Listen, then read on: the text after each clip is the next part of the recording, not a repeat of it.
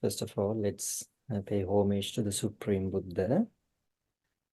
Namo tassa bhagavato arahato samma sambuddhassa. Namo tassa bhagavato arahato samma sambuddhassa. Namo tassa bhagavato arahato samma sambuddhassa.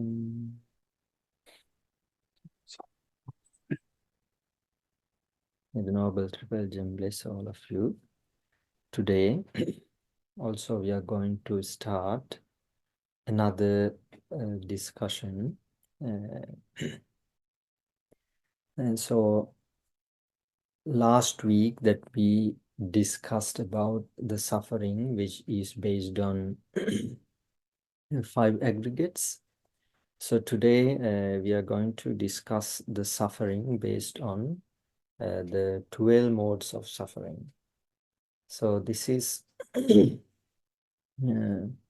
bit different because the Buddha has preached us, has emphasized the teachings in various ways.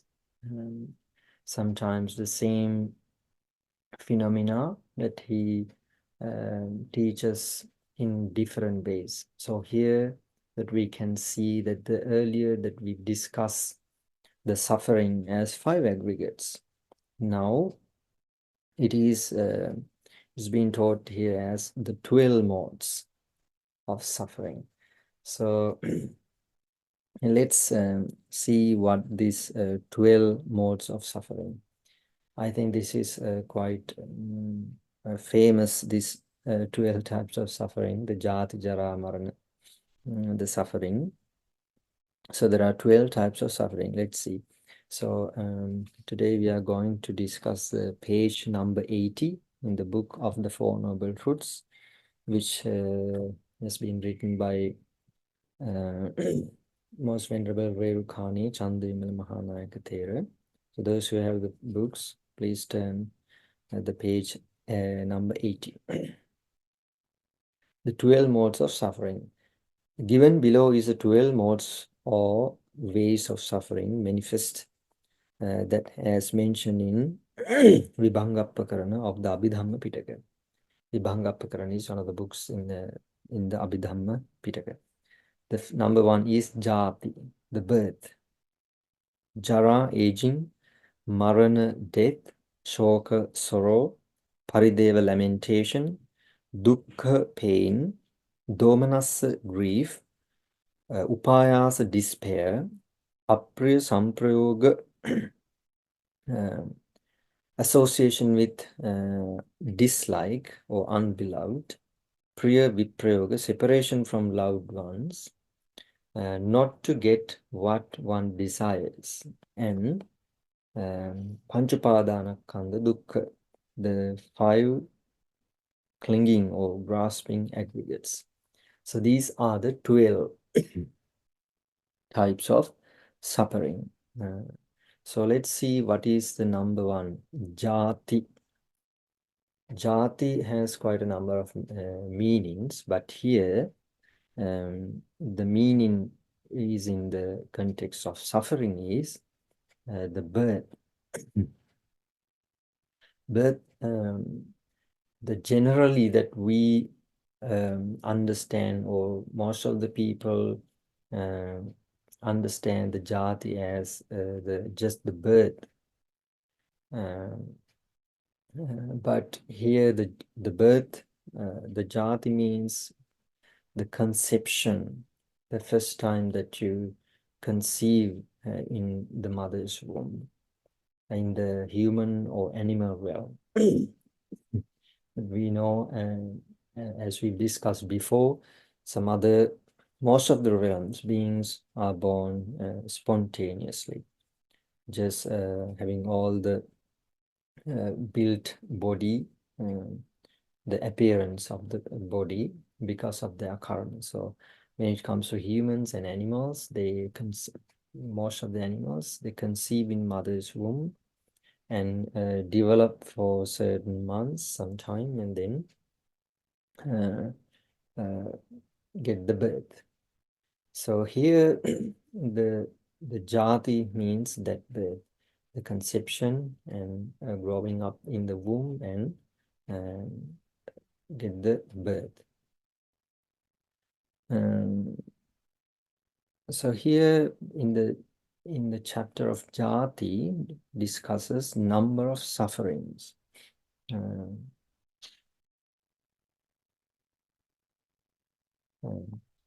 It's not just the jati, but some categorization of collectively the suffering. The number one is dukkha dukkha. Dukkha dukkha means here only mentioned as the dukkha. Dukkha means the bodily suffering. Then the viparinama dukkha, number two. Viparinama dukkha means when we have some pleasant feeling or pleasant experience, when we lose it, that's called viparinama dukkha, changing nature. Then sanskara dukkha, as we've discussed before, in order to get what we want, that we need to produce causes. So it's also a suffering. Then the pratichanna dukkha. Pratichanna means hidden suffering. For example, when someone said something or blame or something happened, people suffer mentally. So it's hidden, no one knows if they don't say it to anybody. So that's called pratichanna dukkha. Then the apratichanna dukkha. That's not hidden. That's can be seen, for an example, like when someone is being hit or met with in some accidents or something, then it is obvious that we can understand that they are in suffering. So it is called apratichana, not hidden. Then there are another two called pariyaya and nishpariyaya suffering. I'll explain them in later.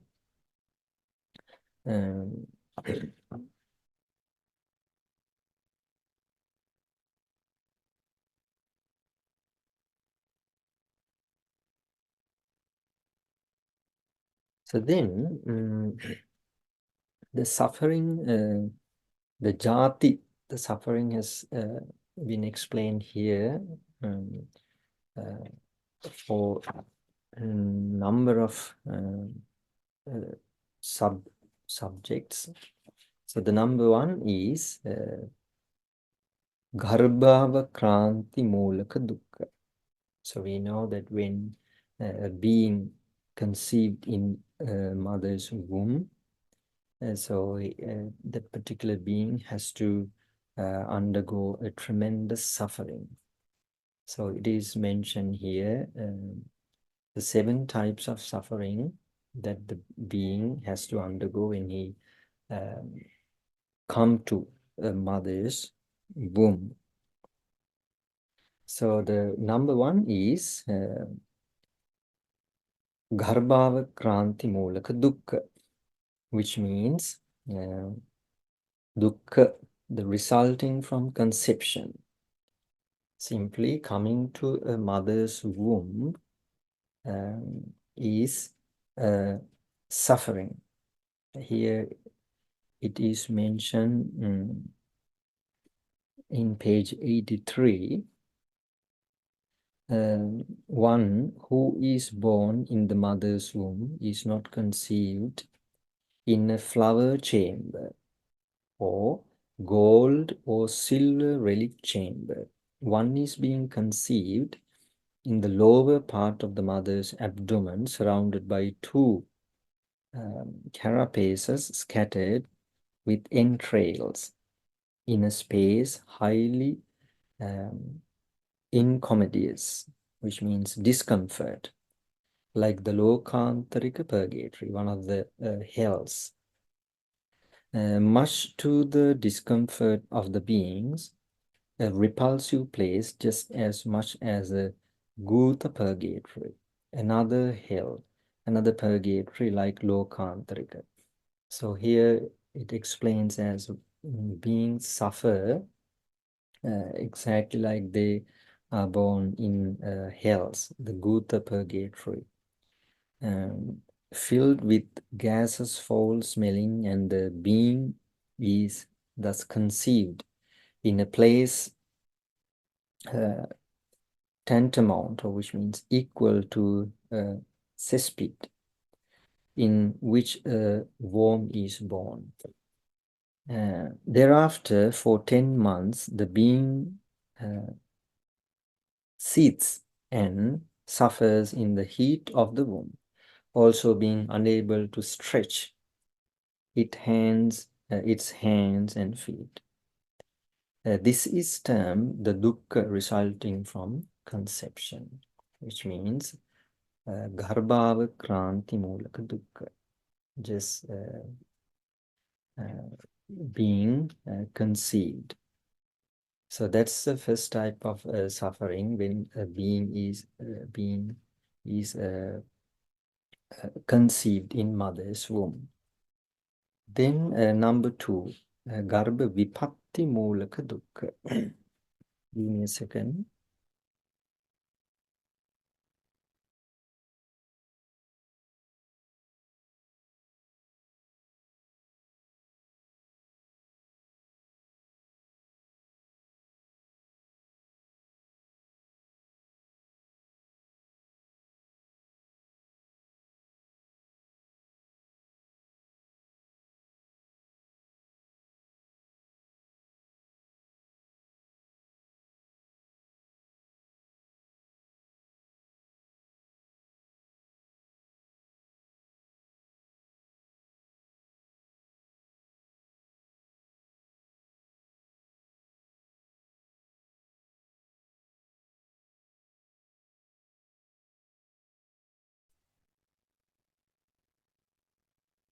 Okay. That's number 1, the suffering that the being has to undergo when he first come to mother's womb. The number 2, garbha vipatti mulaka dukkha. Garbha vipatti mulaka dukkha means when a being gets conception or comes mother's womb, it is sometimes they have to undergo some suffering. Then they have to go. They have to get some treatments. Here explains like this is also dukkha rooted in conception.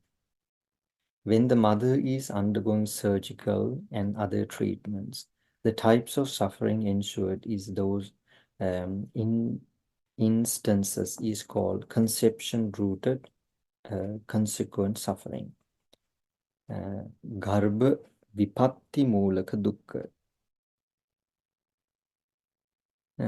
So that's the number 2, second types of suffering when a being come to a mother's womb.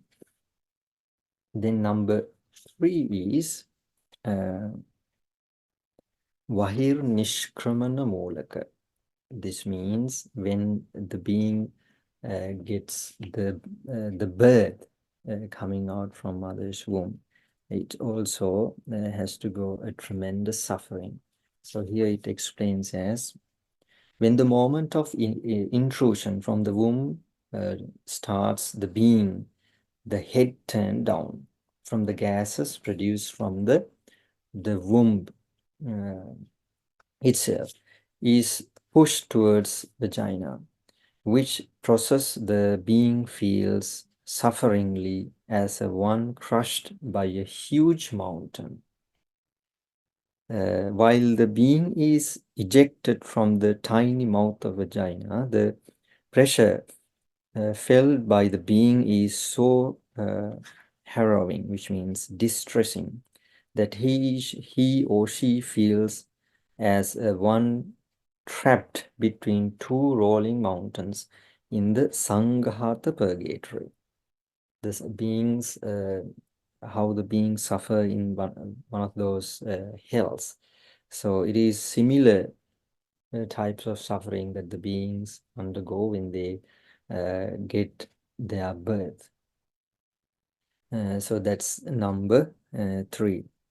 Again, the newborn infant, just having emerged out of the womb, is washed and clean, at which instance it is felt by the infant like the fistula applied with salt and rubbed by a piece of rough object, and so it suffers.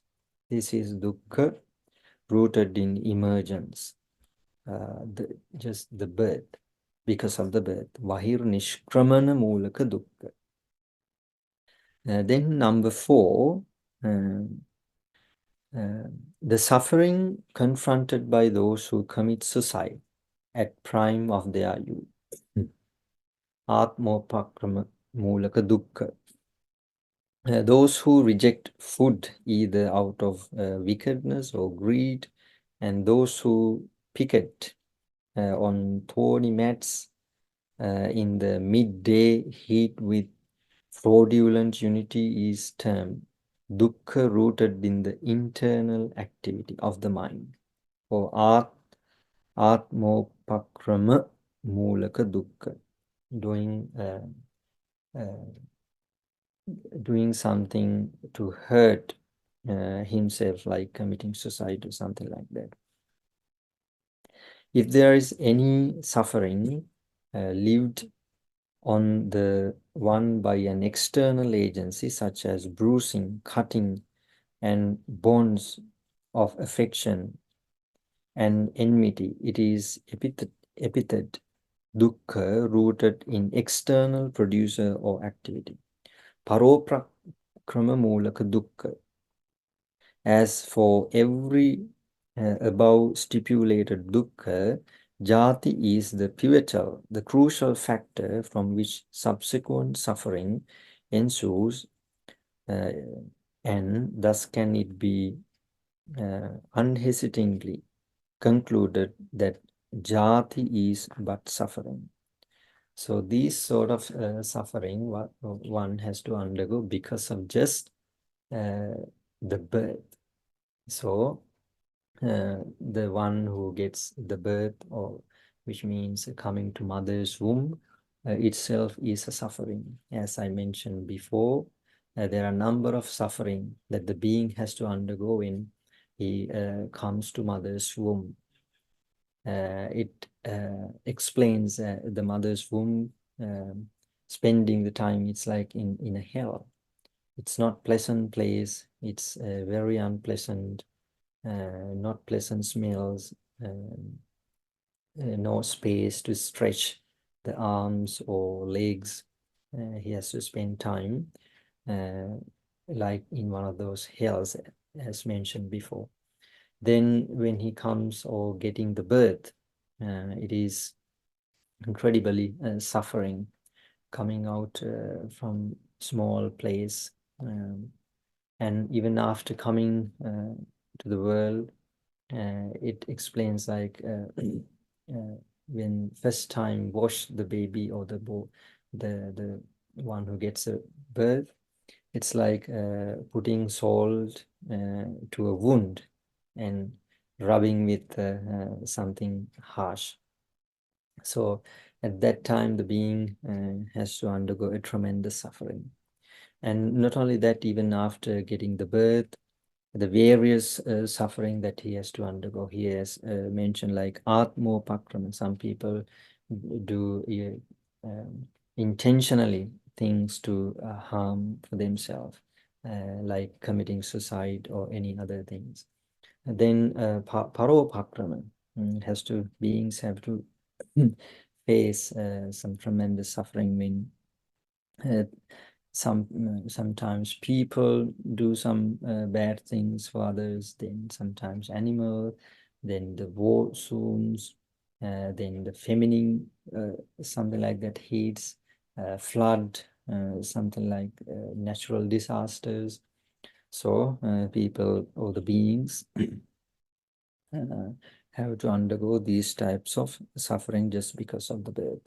So the birth is not just a suffering, it is one of the root causes of so many other sufferings. So that's why it is mentioned as a suffering. So jati, or the birth, is not just suffering for human beings.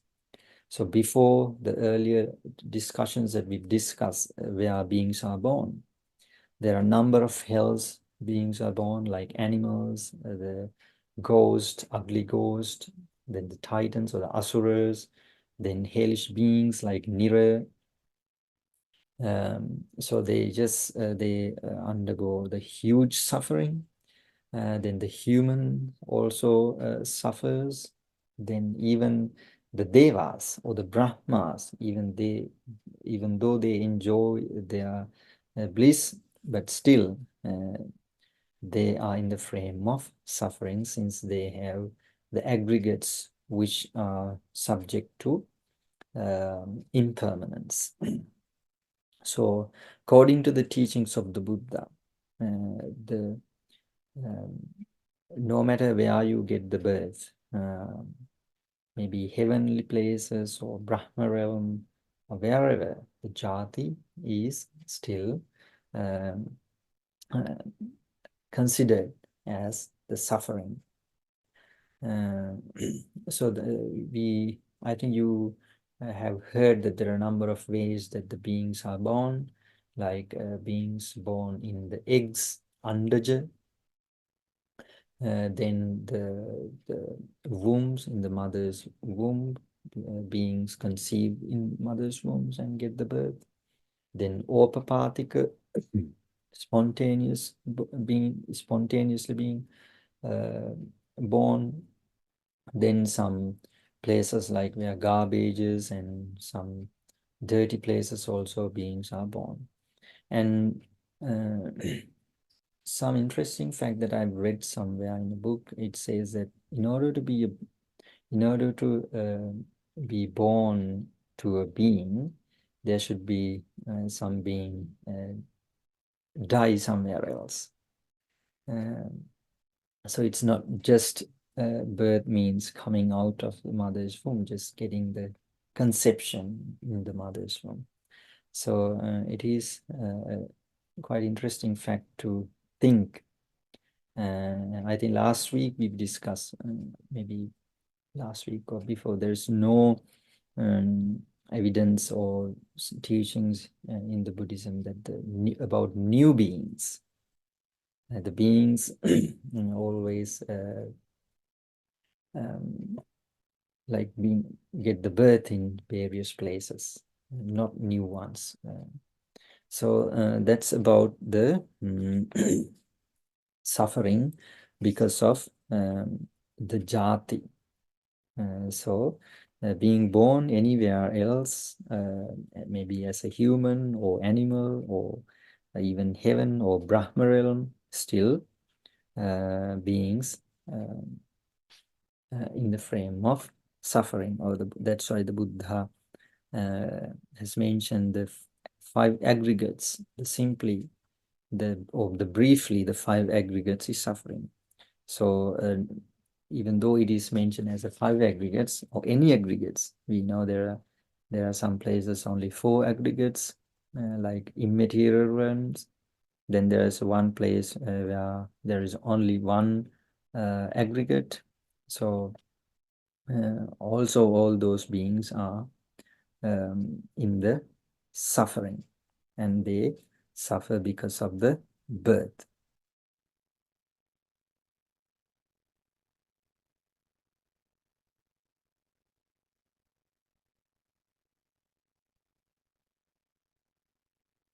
Okay, then the jara, the aging. We have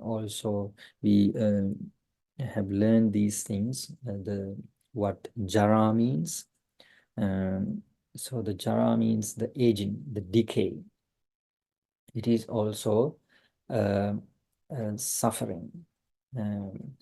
In Satya Vibhanga Sutta, it explains the jara as when you getting old, we can see the characteristic of old age or the decay. Hair turn into gray, then the skin get wrinkles, then the teeth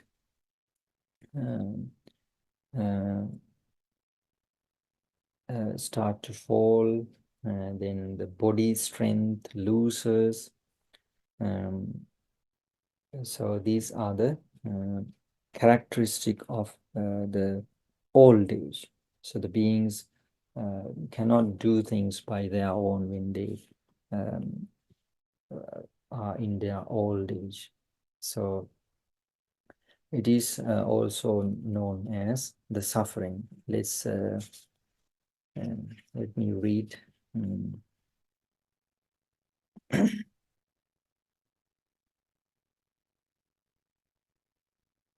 I'll read the page 85. For the old man coming to a seating position from a sleeping position, and thereupon coming to a standing position from this seating position involves quite a bit of suffering in the form of jerking, etc. While walking a scanty distance, the old person suffers many bodily pains that have naturally arisen. His positioning of the foot being flowed at very many times, he falls down. Having fallen down in such and such a way, he suffers fractures of bones that levy on him no small amount of pain. The fact that he is unable to do any work to earn a pittance and fend for him is also a piece of suffering. The inability to eat food items he relishes in the usual way is further suffering. The incapacity of protect and safe assured his property and generally what he owns is also still more suffering or dukkha. While being in an incapacitated or the disabled condition, having to endure jibbing and ridiculing of others is yet another form of suffering. Having to face the arrogance of lovingly fostered kith and kin, so also to be neglected by them, too causes heavy suffering. There are a multifarious number of suffering owing to aging or the old age. So I read small part. There's another paragraph that I didn't read. So this shows the suffering that the old people have to undergo. So in Buddhist teachings, the aging also has mentioned as a type of suffering. Then the number 3, the marana, the death. So death is also a type of suffering. Here it explains with some examples of great devotees of the Buddha's time, like Anathapindika. Here it explains the suffering that they have to undergo. The death is twofold. One is instantaneous death, and the other is usual or the conventional death. It is the death that people usually consider as death when conversing or talking. Instantaneous rise and fall of aggregates of name and form, the fall that takes place in name. Form after having risen is known as instantaneous death. The cessation that takes place of the aggregates, name and name form of one of generation, accompanied particularly by the disintegration of Jivitindriya Rupa, is called usual death. It is to this death that we advert to the sentences like man died, body died, and cow died, etc.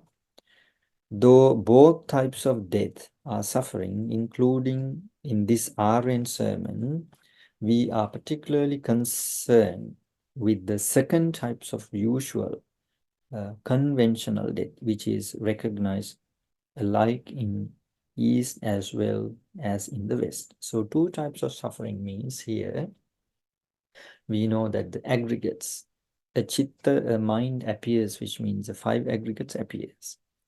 And we know that the aggregates does not last long.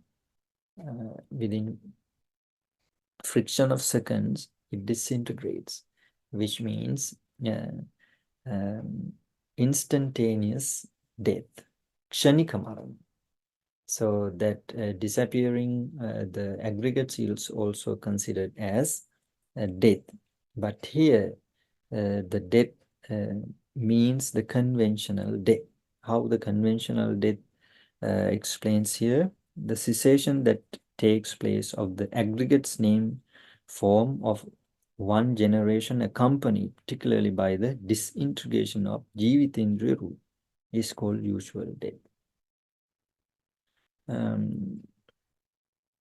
Yes, those are the two types of death. So here, the death teaches as suffering the conventional death when the being passed away. That's the suffering that mentions here. The conventional death is further subdivided into four types of the deaths. Ayukkaya marani, the death due to the expiration of the lifespan. Then the kammakkaya marani, death due to the exhaustion of the reproductive karmic energy. Ubhayakkaya marana, death due to the simultaneous exhaustion of the expiration of the lifespan and the reproductive karma energy. Then the upachedaka marana, death due to the opposing action of a stronger karma unexpectedly obstructing the flow of the reproductive karma before the life term expires. So these are the four types of deaths.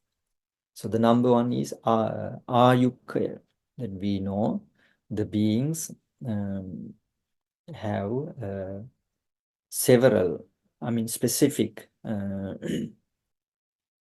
period of time. For an example, for a human being, maybe like 100 years or something.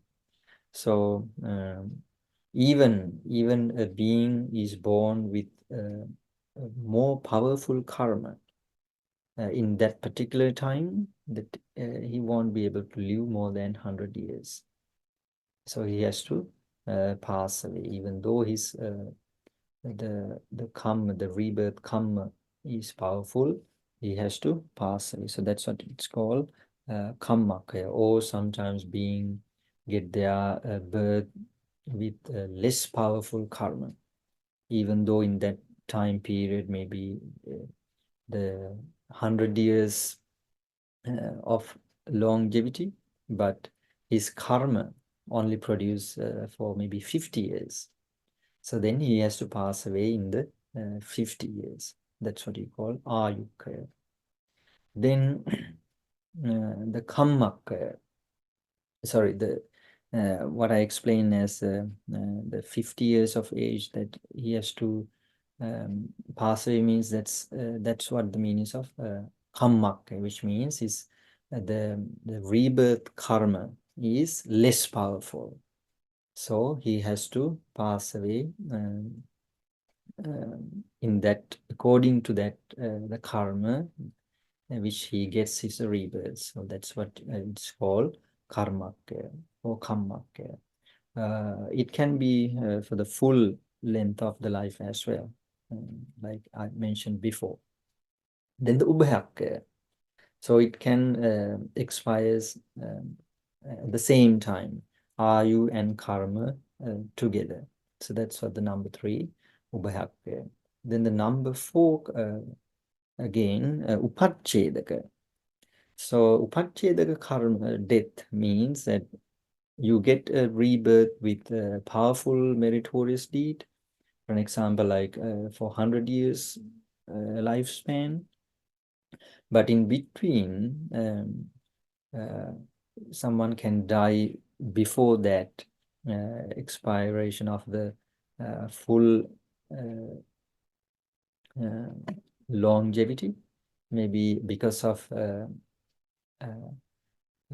one of the previous bad karmas, cutting off the flow of life. So then they have to pass away quite in a quite young age. So that's what it is called, kammaka, upachedaka. So these are the 4 types of deaths that we can find that the beings face.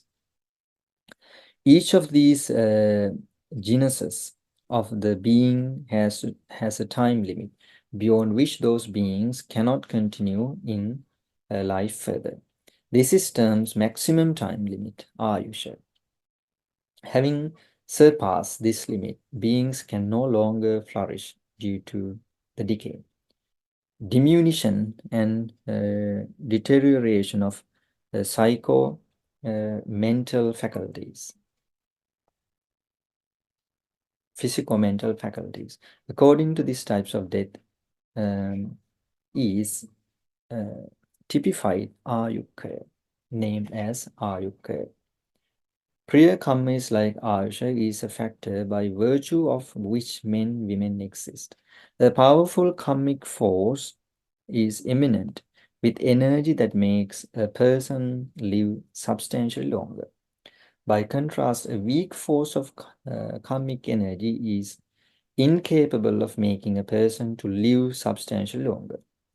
Those who inherit weak karmic forces like lamp, the flame of which goes off for want of oil, while the wick, the surrounding atmosphere, remains unturbulent, die by the consummation of the feeble reproductive karma when the Ayusha is still not worn away. This type of death is kammaka. Some die simultaneously, owing to the expiration of lifespan or Ayusha and utter inadequacy of the reproductive karmic force. This type of death is known as ubhakya. Some people, though possessing Ayusha and strong karma, yet die sudden, unexpectedly arising occurrences. This type of death is called upachedaka, as I mentioned before.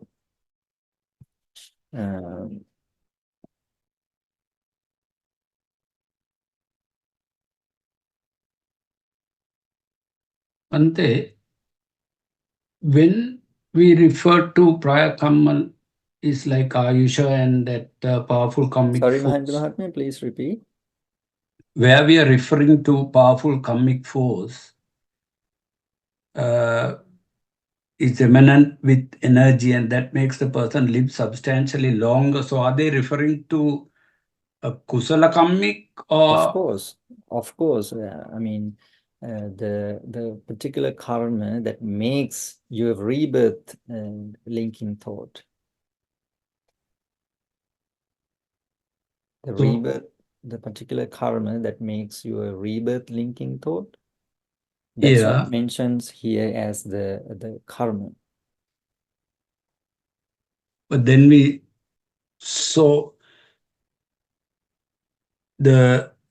it is strong, it gives longer life, which is may not necessarily be a positive thing, depending on where you're born. Is it?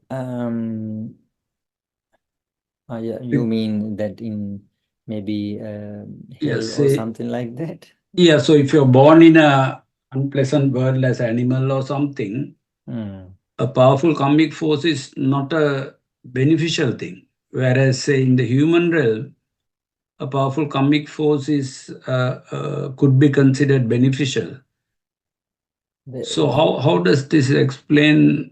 Yes, here the thing is that the hellish beings, the beings are born in the hell, is born due to unwholesome karma. The beings in the human realm and heavenly realm, they are being born because of the wholesome karma. So here, I think that these four types of deaths is about humans, but I haven't thought about that regarding animals. It's a fact that we have to study, I think, because so if we think that, say, in an animal, the unwholesome karma is weak, then they will have a shorter lifespan. No, it doesn't mean such a way, because if they have powerful unwholesome karma, which has the ability to give a very, very long life. For an example, like Nira beings, those who commit the very, very dangerous crimes like killing mother and father, they have to suffer a very, very long time in the hell. So if the akusala karma yes, is of a not a very bad akusala karma, then the lifetime would be shorter, is it? yes, of course. For an example, like small animals like dogs, yes, and even shorter mosquitoes. lifetime. Yes. Okay. They Yes, have Bhante, very, understood. yes, they have very short lifespan because of less of their rebirth linking karma. Thank you, Bhante. Okay.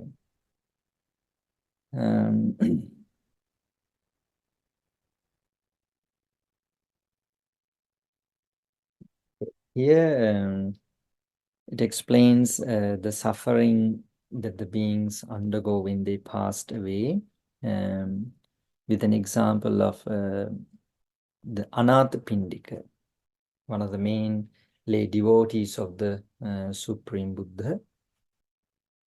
While Anathapindika, the Buddha's chief benefactor, was lying destitute on the deathbed, when Venerable Ananda, the chief attendant of the Buddha, and Venerable Sariputta, one of the two chief disciples, visited Anathapindika.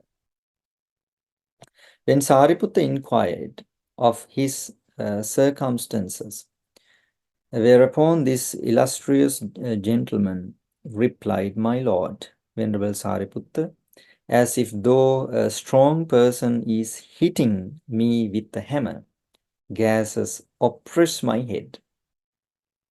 As if a powerful man is squeezing my head with a strap or cord, it by gases is thoroughly obfuscated.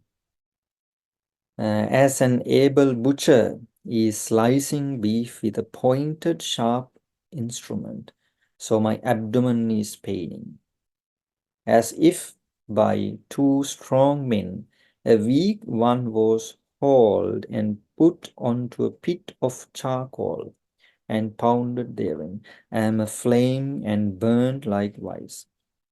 Such a fortunate and supremely privileged, wealthy gentleman who had become Buddha's chief benefactor, and thereby an innumerable occasions to associate the Buddha and his prominent disciples. Nay, is this all? The Jetavanarama which Anathapindika built became the place most frequented by Buddha and the multiplicity of his retinue. If such a great personality as Anathapindika suffered such massive pain and agony, what is there to comment upon the deathbed suffering of ordinary masses like us? So it shows how a person or being suffers in the deathbed. So here the Anathapindika, as we know that he was a Sotapanna, stream enter follower of the Buddha. So still, he had to undergo this type of tremendous suffering at the deathbed. He explains to these venerable Bhantes how he suffers, how he suffers because of pain. So it shows here poses a question: what about ordinary lay people, those who have not penetrated or realized the teachings? So they may have to undergo a tremendous suffering at the deathbed. Overwhelmed by much pain, the victim of death at this point of time develops a fear towards death. There is no other fear as frightening as this. The extremely ghastly death, like a towering fire burning, the heat inflames the mind of the victim.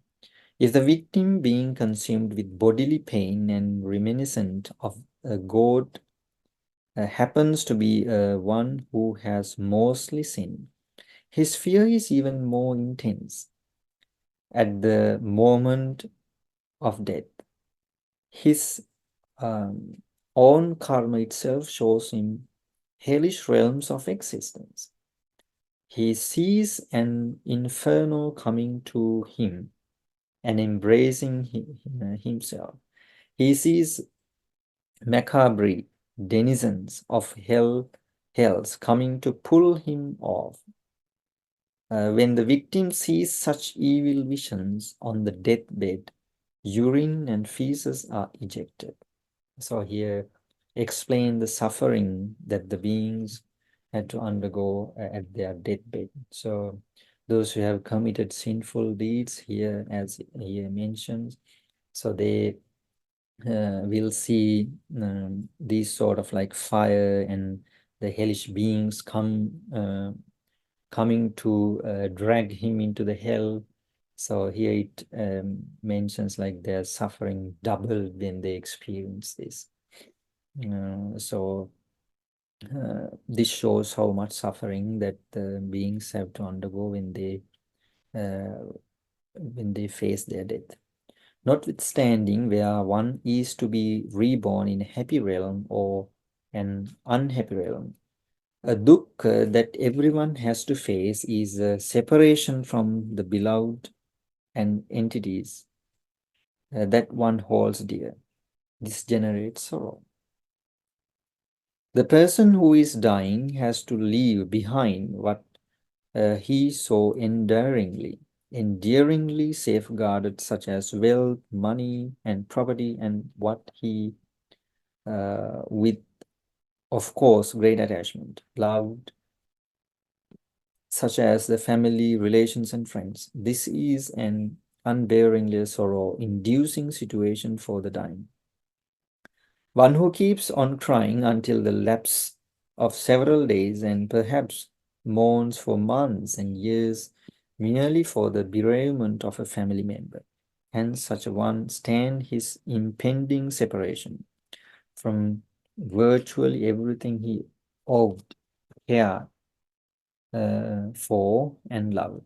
Certainly not. The melancholy that transpires in the dying at the final deathbed scenario is as raucous as a fire that enters a heart that burns it to pitch darkness. Thus, as death in its wake brings so devastating physico-mental turbulations, difficulties, the death disintegrations of Jivitindriya is the most feared of all suffering. People fear death more than they fear anything else. They risk anything to evade or escape death. So, this is what is about the suffering of death. Then the shoka. Bhante. Yes, Mahima. So this description of death, there are some examples in life. So like someone who is a suicide bomber doesn't fear death, or he doesn't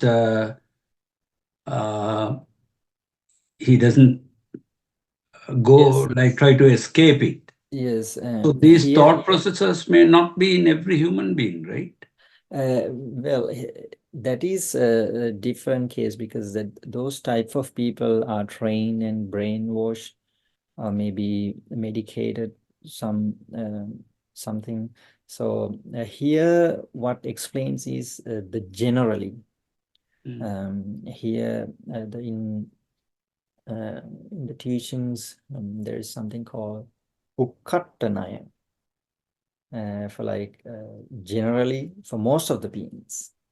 There are some cases like as you mentioned, some people do some crazy stuff. And then people who die in their sleep. Yes, still They may not generally, feel.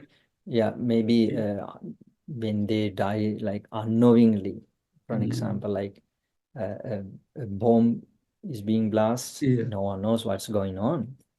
But imagine someone comes with a gun and try to fire. Yeah. Then yes.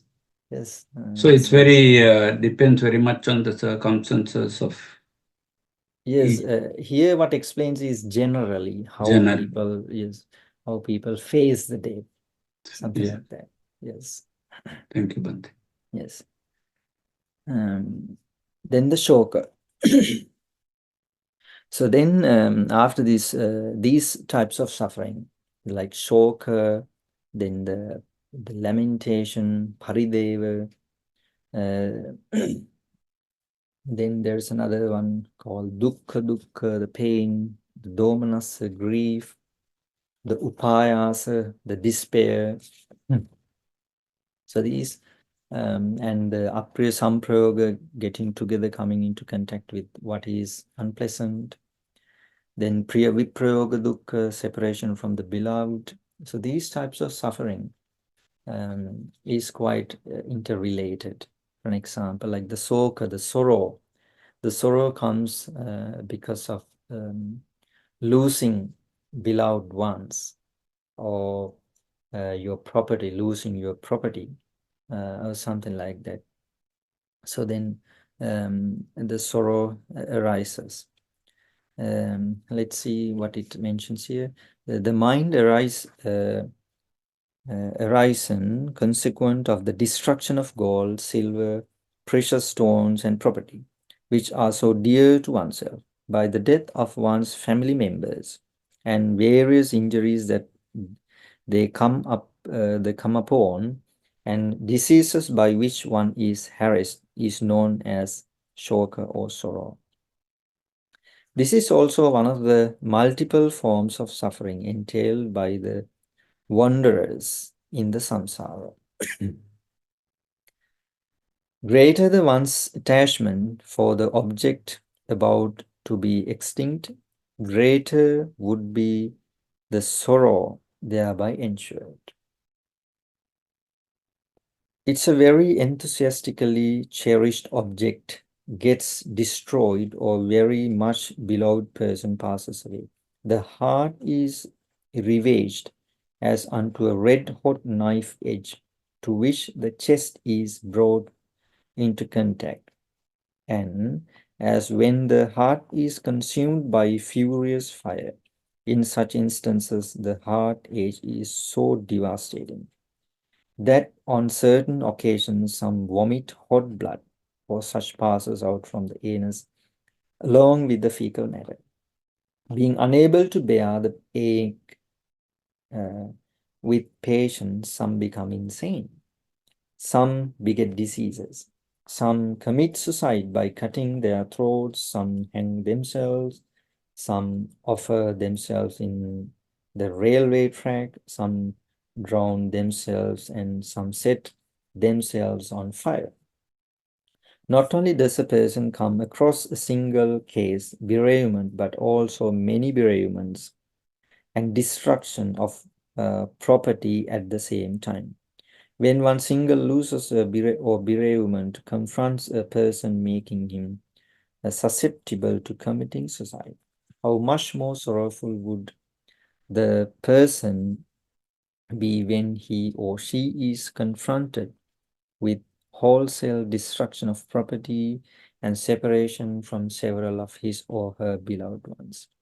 So if you look at the world today, there's so many people face these sort of experiences in the war hit countries, and because of some natural disasters. So people or the beings have to face these types of suffering. So we know famous stories in the Buddhist scriptures like Patachara, Kisa Gautami, and even today there are so many examples that we can see in the world. Some people being killed, something like that. So for the beings, it's incredibly difficult to bear these sort of sufferings. So that is called as the shoka, or the sorrow, the grief. Then the lamentation. As explained before, when misfortune befalls a person, for instance, the death of a parent, son, daughter, or relative, he or she laments, saying, "Oh, what has happened to you? How can we ever be without you?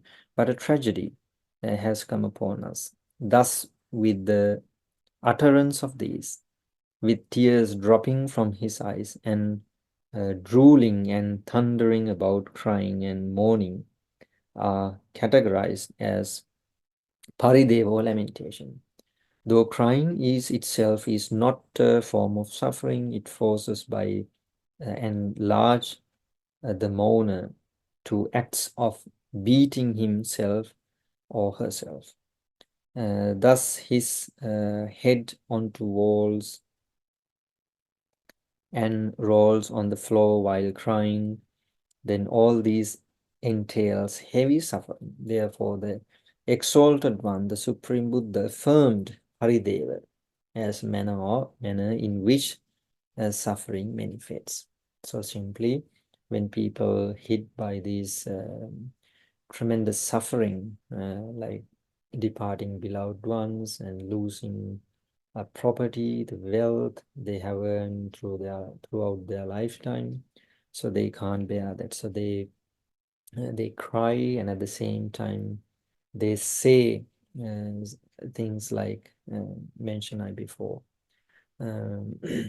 Sometimes maybe the qualities of the losing ones, or what they're going to lose after losing them, things like that they say, they shout by saying these things. So it is also mentions as a type of suffering that the beings have to undergo in the circle of lives, in the samsara. Then the dukkha, or the pain.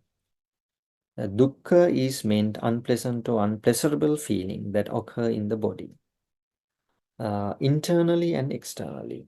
The birth was mentioned as dukkha as it was a prerequisite to subsequent pain. Bodily pain results in the both physical and mental displeasure. One is himself or herself a heap of suffering, and is therefore a painful nature. Dukkha, though translated conventionally as pain, it must needs be understood as huge pain.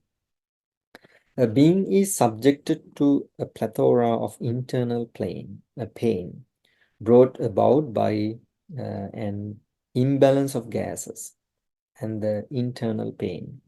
Pain in headaches, is engendered by the improper balance of gases. In Sinhalese we call Vata Bad or something like that.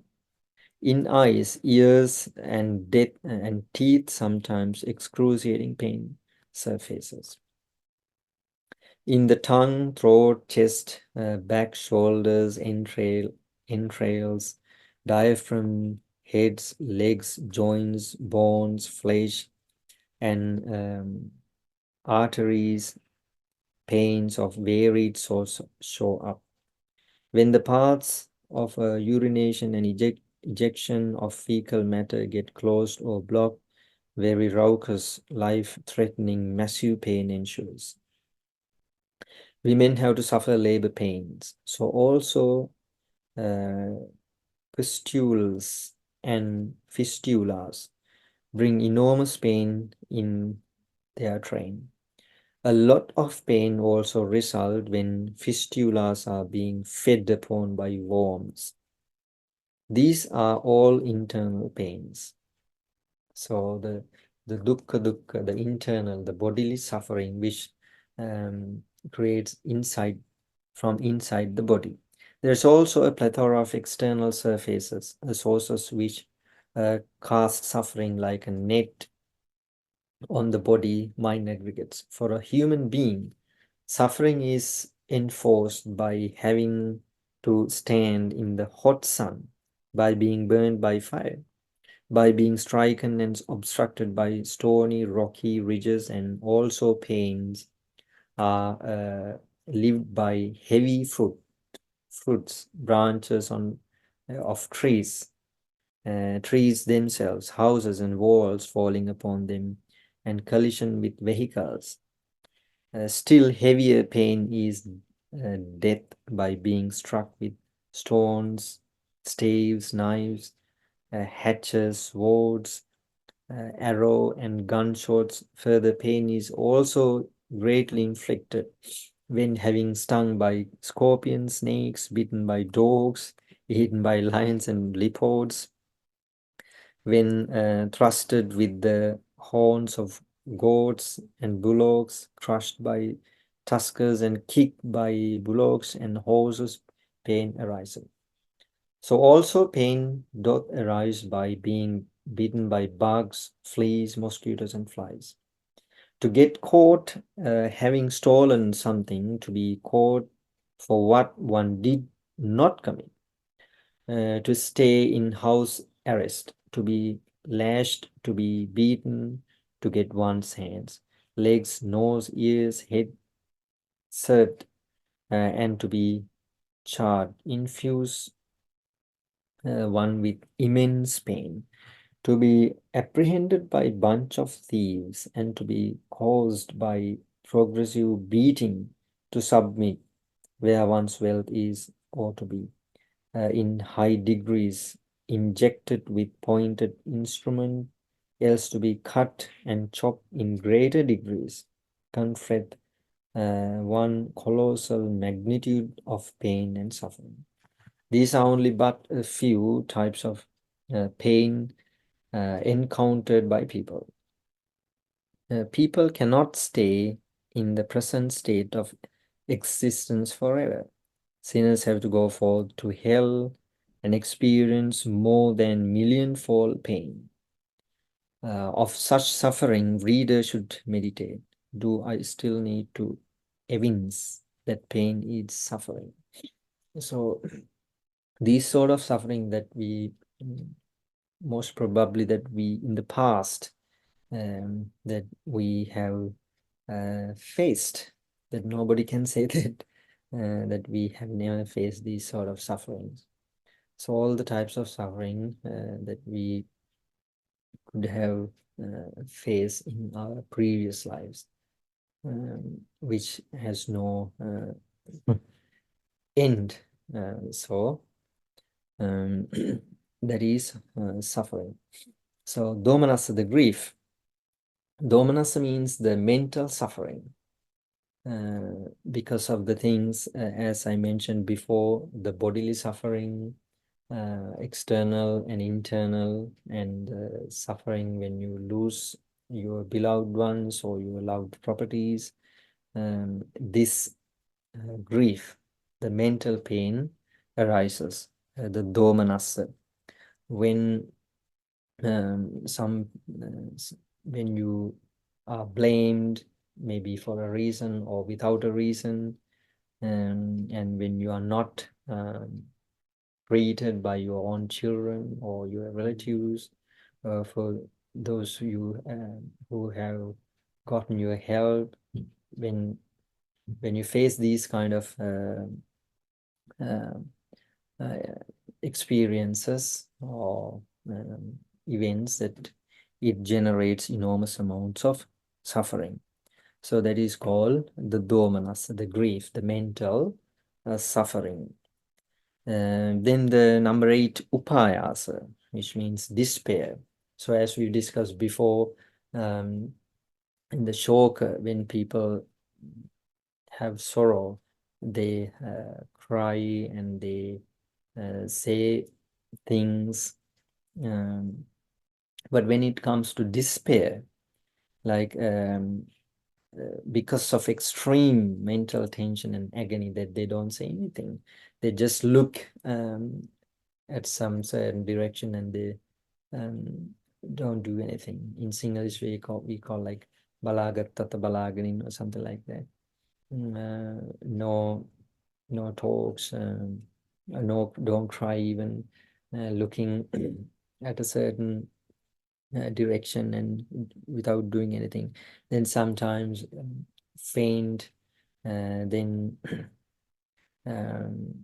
yes, sometimes they don't even eat or drink, yes, and something like that. So that is called despair, upayasa. That is also a sort of suffering. Though despair in itself is not suffering, yet as it acts as a source of mental and physical suffering, Lord Buddha affirmed it as fraught with suffering. Then number 9, apriya samprayoga dukkha, getting together and coming into contact with what is distastable or unpleasant. So in the samsara, this is also the beings have to face this type of suffering. All the time things don't happen what we want. Maybe even sometimes we have to work with some people that we don't like, unpleasant people, maybe those who do some bad stuff, commit some crimes, or very, very bad people, or sometimes very bad environments that we have to do things. So it explains as a suffering. Engaging with people and things, objects that we don't like is also a suffering. So yes, here it mentioned as like the wayfarers of samsara have no escape whatsoever from apriya samprayoga. So the beings who are in the samsara, they are not free from this suffering. Here it mentioned even a king cannot avoid this fact, nay, common people. So even kings can't avoid these types of suffering. So then what about common people?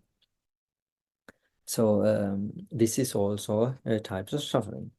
Then priya viprayoga dukkha, as we discussed before, separation from the beloved ones.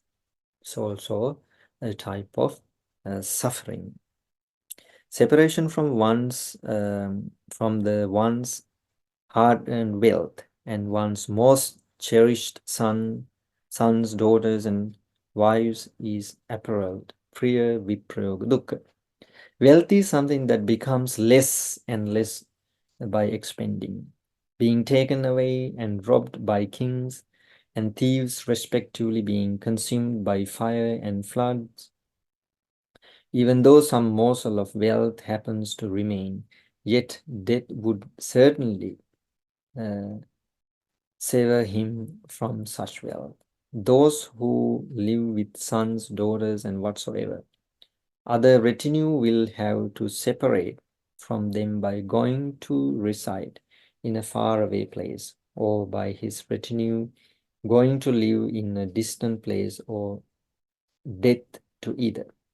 The wanderer in samsara in every birth, under whatsoever conditions, has to face Priya Viprayoga. Yet again, it is taken absolutely is not suffering, but it is a resultant of suffering in body and mind. It is but suffering. The influence Priya Viprayoga wields is so stupefying that some get diseased, some other die, and yet others commit suicide. So when they can't bear the pain, the grief, so some people get diseased, or they go insane, or some people commit suicide because of they can't bear the sufferings. Then number 11, suffering engendered by not getting what one wants. So this also a suffering. Beings have so many expectations, right? But when they don't happen, they suffers. Here explains human beings' desires, crave, and hope for a multiplicity of things. Beings by nature, decaying, expect to be none decadent or none senescent. Beings by nature prone to be diseased expect to be healthy throughout their life. Uneducated souls to be educated. Stupids crave to be wise. Poor seeks to be rich. Those of inferior status hopes for superior status. General public have hopes of becoming kings, presidents, and prime ministers. Those deprived of needy of certain objects, paying for them, and those who possess such objects pine for more of them. Moreover, things for which men thirst for are abundant and many. Therefore, thereof even 1,000 part would rarely or not to be acquired.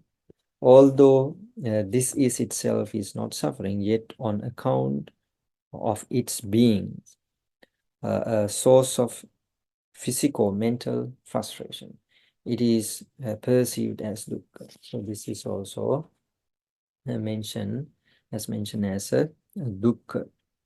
Then the number 12, Panchupadanaskandha, dukkha, suffering brought forth on account of the existence of 5 aggregates. So before this, we discussed about how 5 aggregates is suffering. Birth, aging, and death occurs nowhere else but in the very 5 grasping aggregates. Panchupadanaskandha. The 5 grasping aggregates is the provenance from which all suffering emanates. Thus, the Buddha asseverated that as aforesaid aggregates permeating and pervading of the nature of suffering. A human being is born with suffering. From time the human babe emerges, degeneration sets in, and it is another aspect of suffering. While being victimized by degeneration, come decomposition, he heads towards death. It is needless to say that the death is but suffering. Betwixt birth and death, one has to face sorrowful occasions, to cry, to come across situations of immense distress. On most occasions, one can in no way avert incidences of apriya samprayoga, and the inability to procure what one desires. Aggregates are suffering, and besides aggregates, there is nothing else one can name and attribute to the individuality. Dukkha is, and dukkha also is what ceases. In the skandhas, there is no delight or satisfaction. This is how the fact of dukkha is described in Vibhanga. So in the very last sentences is about the Paramahatma, or the ultimate realities. The dukkha is, and dukkha also is what ceases. So as we've discussed before, there's no being on the aggregates. So the aggregates is itself the suffering. What arises is suffering, the dukkha, and what ceases is also the aggregates or the suffering. Yes, so that's what about the suffering, the 12 types of suffering. The Dvadasakara dukkha is about these 12 types of suffering, the jati or the birth, then the aging, then the death, and so on and so forth. So this is about the 12 types of suffering. So anything, any question or anything to discuss that you can bring forward? Avasare Bante, Yes. in depth, we talked about the disintegration of the Jivitendriya Rupa. Yes. Yeah. So there is the Jivitendriya Rupa and Jivitendriya Chaitasika as well, isn't it? Yes, of course. Yeah. But the Jivitendriya Chaitasika continues, even though is that right? Yes, it continues, but in a different life. In that Yes, particular, in a yes, different life. Yeah, yeah. yes, yes. That's a very good point, because the matter, the rupa, do not Disintegrates. disintegrate, and the nama also disintegrates, but the nama has a continuity to the next life. Nama has a continuity. Yeah. Yeah, but here rupa does not have continuity to the next life. Yes. Yeah. Yes. Yes, that's a very good point that you brought for. So until you attain Nibbana, the Jivitindriya Chaitasika will continue. Yes, Jivitindriya Chaitasika with Is all that right? other, Is yes, that? of course, all Yeah. the nama dharma, the psychological factors. Yes. Yes. Thank you, Bal. Yes. Yeah. Also, Bante, about the four types of conventional death. Yes. Can we take it as it applies only to the human beings, or it applies in all realms? Yes, it's a point that I also have to think, because I've never thought about that. About, for an example, like animals, Yeah. right? So they get their rebirth because of unwholesome karmas. So yes, we'll discuss later. I will talk to someone who have mastered this, and I'll let you know about that. Thank you, Bante. Yes.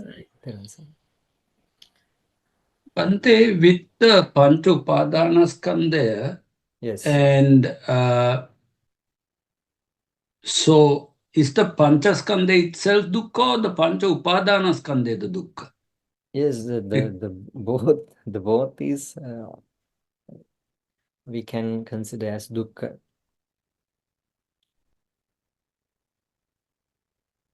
So yes, the aggregates means whatever we call like aggregates or clinging aggregates, they are suffering.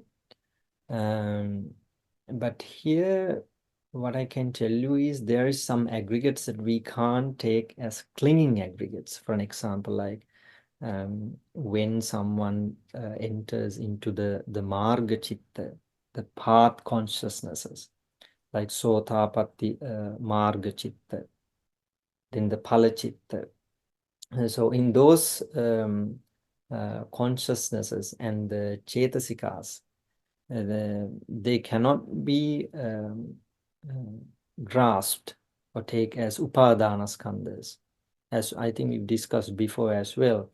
When someone contacts with the lobha and ditthi, that is called upadana skandha. So the other, the dharmas, the nama dharma and rupa dharma, all these things can be contacted with the lobha and ditthi, which means the upadana skandhas. But somehow, even skandhas, like the skandhas that cannot be contacted with the lobha and ditthi, still discussed as suffering. That's why we call the Arahantas suffering two types. Saupadisesa paranirvana and anupadisesa. So the suffering, you can be free from the Arahanta's death, demise. Before that, there is skandhas. So, which means if there is skandhas, which means suffering is there. So, Bhante, in that situation, the skandhas giving rise to suffering does not necessarily mean it gives rise to karmic effect. It is only at the stage of upadana is the karmic effect. Because I'm not referring to people on who are on the margapala, but if you take a normal person, yes. So the skandha in a normal life is always active. Yes. And there are, for example, if let's say you're driving a car and you're passing some trees. Now the vision of those trees are part of our skandha in operation. There is no grasping. It is just you can say a function of the matter, how it just behaves in its natural form. So there I don't understand how it can become a karmic. No, the thing is that in these types of situations that yes, still the mind works, but if we are not in mindful, whatever objects we get, maybe neutral objects or unpleasant objects, if we are not mindful, the most probably that unwholesome chittas can appear, right? Or wholesome chittas also are considered as, they generate karma. But they are not definite, those type of unwholesome or wholesome give the effects. You get what I'm saying? A little bit, Bhante, because I just sometimes get confused with, so let's say you're driving a car for 50 kilometers, mile after mile, you're seeing a tarred road, nothing else. Now, there is no, the way I understand it, there is no clinging, there is no dvesha there. It is just a natural phenomena, and all you're doing is trying to keep the vehicle on that gray or tarred space. So it's more or less a kriya chitta that is in function there. No. What I'm saying is here, how someone can generate unwholesome or wholesome. For an example, if you are not in mindful, if you don't focus on a wholesome object, sati, if there's no sati, then most probably unwholesome chittas can appear, right? Yeah. So, for Yes. example, in what I said, Doesn't matter whatever we do, maybe driving a car or even sleeping or just sitting on a chair, right? So the unwholesome, if the unwholesome chittas appear in the mind, which means we generate sort of unwholesome karmas. yes. So what I'm saying is it's not definite those type of unwholesome karmas come to fruition. We can't say that they are like functional chittas or something like that. So in that example, Bhante, if you see the road simply as a road, you're mindful that it is a road and that is all. That is one way of seeing it. Another way to see it is that you see the road as never ending and you see it as something that is unpleasant. Yes. Then, of course, in that situation, we can say that it's unwholesome thought. But for another person, that same road might just be a road and he's just mindful that he has to drive on it. Yes. So somehow in these kind of situations, the thought process with the wholesome or unwholesome, it's not definite that these sort of karmas going to give good results or bad results. It's indefinite, as we discussed, I think, before. Generally, I mean, usually what we do is most of the time, like we develop some lobha chittas when we see pleasant things, Yes, when we hear something pleasant. yes. So, especially for lay people, you live with, I mean, lay people live with family, children. They always, generate probably the lobha chittas when Yes, they Bhante, that is, right? yeah, that is Yes. very clear. Yeah, so it doesn't mean that these lobha chittas going to give you definitely going to give you unwholesome results. That's why I said it is indefinite. But depends to what degree that attachment is. yes, if those unwholesome chittas lead to sort of like karma pathas or something like that, right? That's a problem. There's a problem then. So, Bhante, what is the definition of the word karma patha? Patha? Patha means this particular karma that has the ability to give you a rebirth in the woeful state, one of the woeful states, for an example, like one of the four hells. So, it only refers to karma that has a rebirth potential, not the other Of karma. course, yes, in unwholesome. And unwholesome. Yes, in unwholesome karmas that we've discussed 10 unwholesome karmas, karma pathas, I mean. So, yes, karma patha means that has potential to give a rebirth in for unwholesome, woeful places. Thank you. Yes.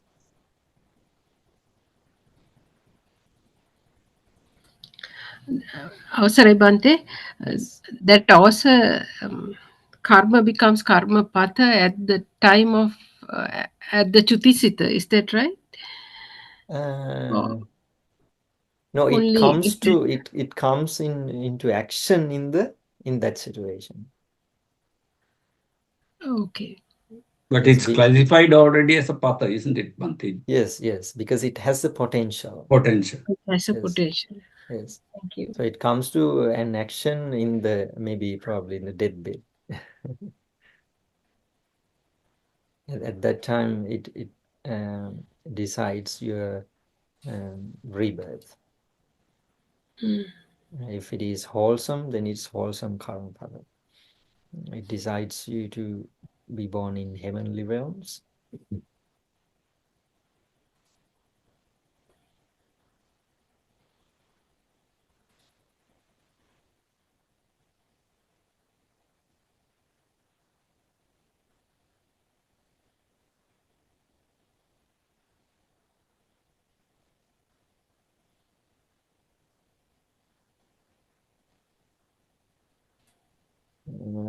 If there's no any questions, that we can wind up the discussion here. Yes. Ita Mahatmya? Not at the moment, Bhante. Okay. All right, then let's wind up here. So today that we've discussed about the 12 types of suffering. So by discussing this noble Dhamma, that we generated enormous amounts of wholesome thoughts. So let's transfer these wholesome thoughts, wholesome energies towards departed ones. May our all relatives who have passed away accept these merits and be well, happy and prosperous. Idammi ñāti nang hotu sukhitā hontu ñātayo. Idammi ñāti nang hotu sukhitā hontu ñātayo. Idammi ñāti nang hotu sukhitā hontu ñātayo. Let's share the merits of the divine beings as well.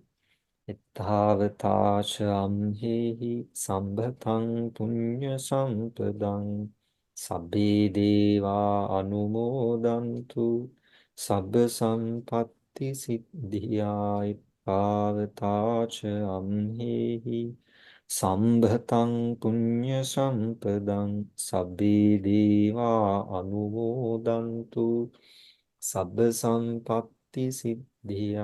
Ittavata amhehi sambhatang punya sampadang sabbe deva anumodantu sabba sampatti siddhya.